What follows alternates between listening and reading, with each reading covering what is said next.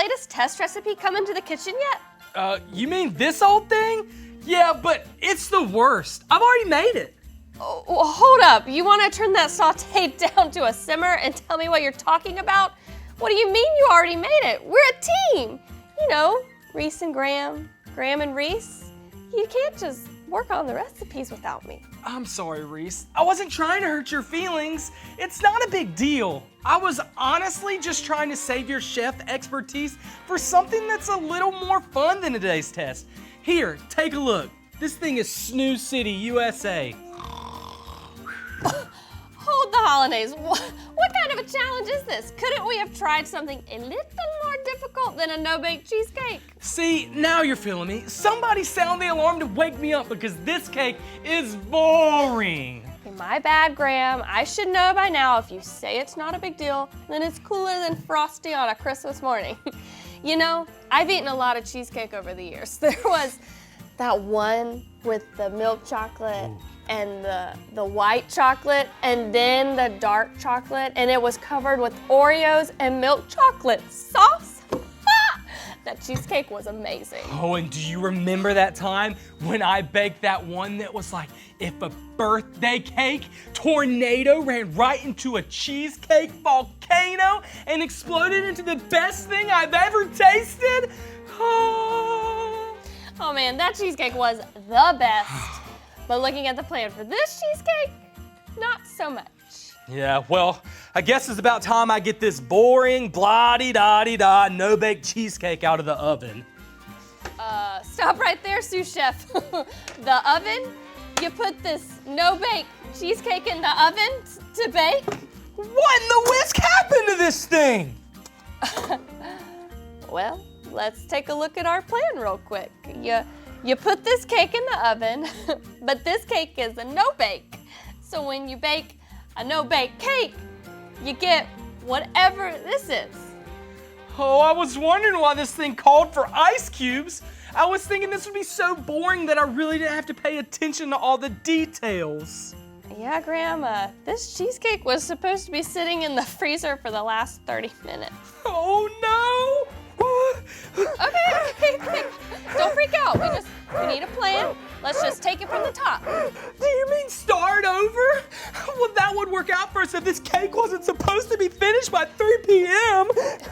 I think we're in a bit of boiling water here because it's 2:15 and this recipe takes a total of 3.5 hours to make from start to finish, and there is no way we are going to have this bad boy ready in the next 45 minutes. Well, what can we do now? If we had a time machine, I could go back a couple of hours and force myself to follow the plan. Okay, Reese, that's the only answer. I need you to help me find a time machine. Do you think we can get one of those? Yeah, right, Graham, I wish, but we both know there's only one thing we can do. Okay, well, I guess since I'm the one that got us into this craziness, the least that I can do is call someone to help get us out. Oh, ginger snap. God has a plan for our lives, and we can trust Him even when we don't understand all that He is doing. There's a story in the Bible where we see this is true. There was a man named Joseph, and he was a carpenter living in the town of Galilee.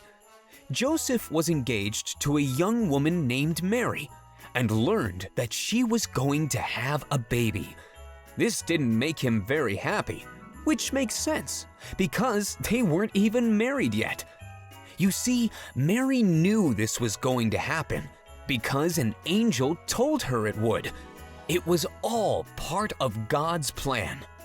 One night, while Joseph was asleep, an angel from the Lord came to him in a dream. The angel said, "Joseph, son of David, don't be afraid to accept Mary to be your wife. The baby inside her is from the Holy Spirit. She will give birth to a son. You will name him Jesus. Give him that name because he will save his people from their sins."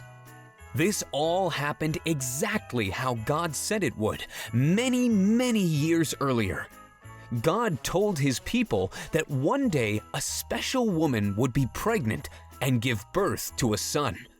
This baby would be called Emmanuel, which means God is with us. This is another name for Jesus. When Joseph woke up, he did what the angel told him to do and got married to Mary. God had a plan for Joseph and Mary, and they trusted his plan.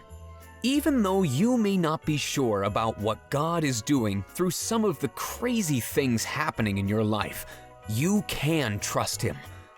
God did have a plan for Joseph and Mary, and God has a plan for your life too.